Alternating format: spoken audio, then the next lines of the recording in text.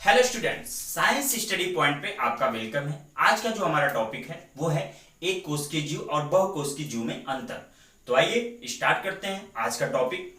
तो उससे पहले अगर आप लोग नए हैं तो मेरे चैनल को सब्सक्राइब करिए, बेल आइकन को प्रेस करिए ताकि जो नए नए वीडियो अपलोड होते हैं वो आसानी से आप तक पहुंच जाए।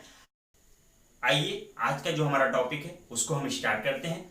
एक कोशिकीय जीव और बहुकोशिकीय जीव में अंतर। देखिए, एक कोशिकीय जीव नाम से ही क्लियर है। ये जो एक कोशिकीय जीव है ये नाम से ही क्लियर है कि एक कोशिकीय जीव किसे कहते हैं। एक कोशिकीय जीव का मतलब ऐसे ऑर्गेनिज्म, ऐसे जीव जिनका सब कुछ यानी जितने उनके लाइफ के दौरान, जीवन के दौरान जितनी भी एक्टिविटी है, जितने भी प्रोसेस हैं, सारे के सारे प्रोसेस एक ही कोशिका के अंतर्गत हों, उन्हें हम एक कोशिकीय जीव कह सकते हैं। वहीं अगर हम बहुकोशिकीय जीव की बात करें, इसकी बहुकोशिकीय जीव की बात करें तो ऐसे जीव जिनमें लाइफ के दौरान होने वाले जो प्रोसेस हैं, प्रक्रम हैं, उनको करने के लिए बहुत सारी कोशिकाओं की आवश्यकता पड़े, उन्हें हम बहुकोशिकीय जीव कह सकते हैं। जैसे वो प्रोसेस क्या क्या हो सकते हैं, जैसे अगर हम ह्यूमन की बात करें, ह्यूमन में देखिए यूरिन फॉर्मेशन का काम किडनी करती है, जो ब्लड होता है ब्लड पंपिंग का काम हार्ट करता है। वहीं जैसे दिमाग है सोचने का काम करता है, आपका स्टमक, आमाशय जो होता है वो भोजन पाचन में हेल्प करता है। तो ह्यूमन की बात करें, ह्यूमन जो होता है वो बहुकोशिकीय जीव के अंतर्गत आता है। यानी जो मानव होता है उसमें ये सारी प्रोसेस जैसे कि एक्सक्रीशन हो गया यानी उत्सर्जन, डाइजेशन यानी पाचन, रिस्पायरेशन यानी श्वसन लेना, हार्ट होता है वो ब्लड को पंप करता है। ये सारी एक्टिविटी, ये सारी जो प्रोसेस है वो अलग अलग ऑर्गन के द्वारा की जाती है। अलग अलग अंग इसमें पार्टिसिपेट करते हैं। जैसे किडनी फॉर्मेशन, किडनी जो क्या करती है यूरिन फॉर्मेशन करती है, हार्ट क्या करता है ब्लड पंप करता है, जो लंग्स होता है वो ऑक्सीजन को अंदर बाहर करता है। तो इसलिए इसको बहुकोशिकीय जीव कह देंगे। लेकिन एक कोशिकीय जीव में एक्सक्रीशन यानी उत्सर्जन, पाचन, ये सारी चीजें एक ही कोशिका के अंतर्गत हो सकता है।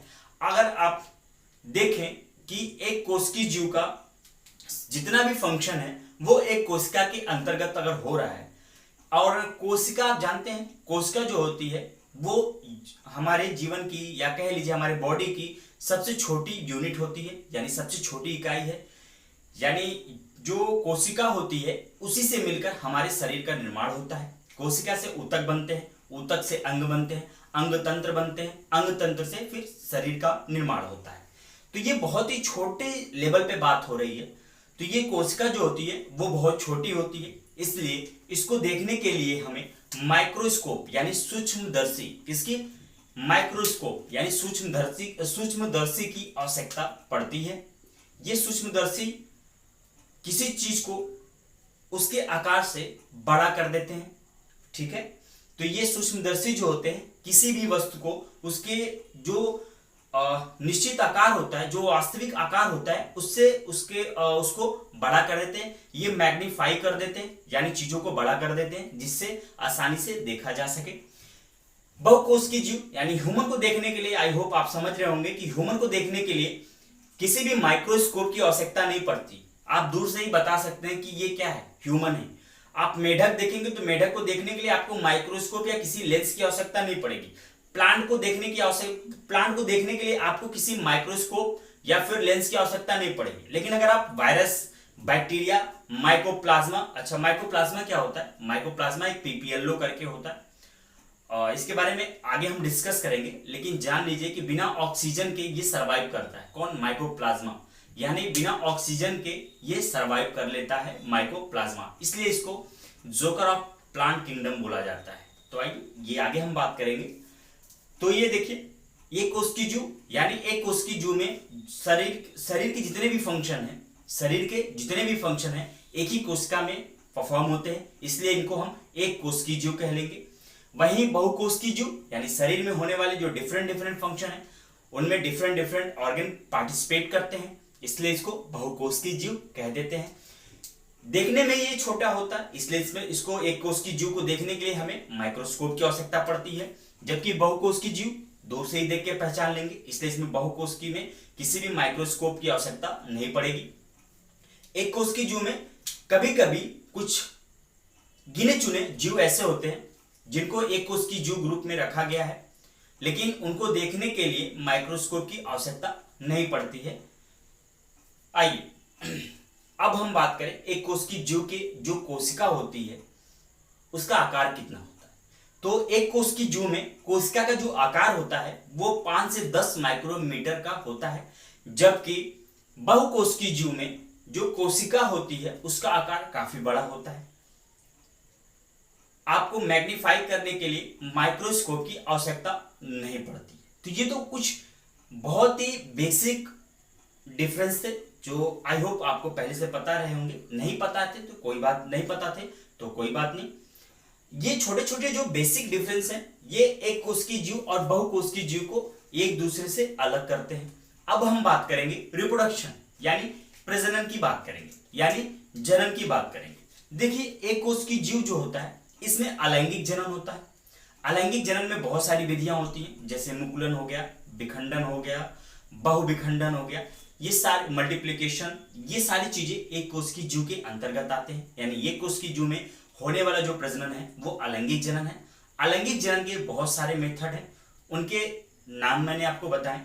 जबकि बहुकोशिकीय जीव में बहुत ही कॉम्प्लेक्स प्रजनन होता है, यानी जटिल प्रजनन रिप्रोडक्शन होता है। ये कह लीजिए कि इसमें लैंगिक जनन जो होता है किसमें होगा, बहुकोशिकीय जीव में होगा, जबकि एक कोशिकीय जीव में क्या होगा, अलैंगिक जनन होगा।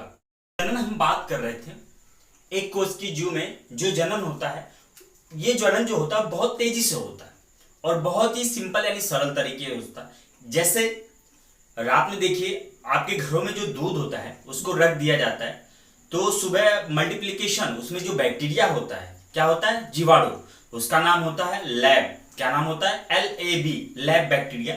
वो मल्टीप्लिकेशन करके क्या करता है, अपनी संख्या डबल कर लेता है। तो जो बैक्टीरिया होता है बहुत तेजी से अपनी संख्या को डबल कर लेता है। तो इस तरह का जो प्रोसेस होता है उसे हम अलैंगिक जनन में बहुत सारी विधियां होती हैं, जैसे मुकुलन, विखंडन, पुनरुद्भवन और बहुखंडन। मुकुलन आपको ईस्ट में देखने को मिल जाएगा, पुनरुद्भवन यानी रीजनरेशन आपको छिपकली में देखने को मिल जाएगा, साथ ही साथ हाइड्रा में भी ये सारी चीजें देखने को मिल जाएंगी। वहीं अगर हम बात करें बहुकोशिकीय जीव की, किसकी बात करें, बहुकोशिकीय जीव की। बहुकोशिकीय जीव में जो प्रजनन होता है, जो जनन होता है बहुत ही जटिल होता है और बहुत ही स्लो होता है, यानी ये टाइम टेकिंग प्रोसेस होता है।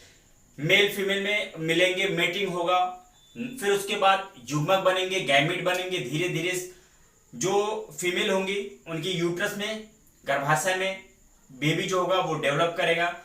9 मंथ की डिलीवरी होगी, तब जाके कहीं ये 9 मंथ के बाद डिलीवरी होगा, तब जाके कहीं ये प्रोसेस कंप्लीट होगा। लेकिन यूनिसेलुलर ऑर्गेनिज्म में ऐसा कुछ नहीं होता है, ये तुरंत ऑन द स्पॉट होता है।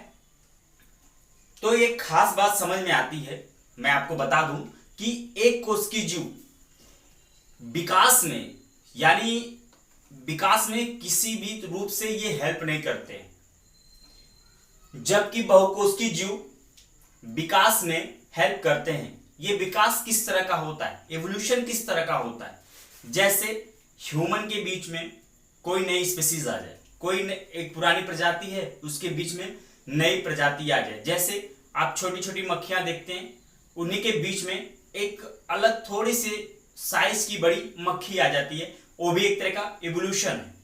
तो ये एवोल्यूशन जो होता है आपको देखने को मिल जाएगा लैंगिक जनन में, यानी लैंगिक जनन से होने वाला जो प्रोसेस है वो एवोल्यूशन को क्रिएट करता है। जबकि एक कोशिकीय जीव में होने वाला जो अलैंगिक जनन है ये इवोल्यूशन में कोई भी इंपॉर्टेंट रोल प्ले नहीं करता है।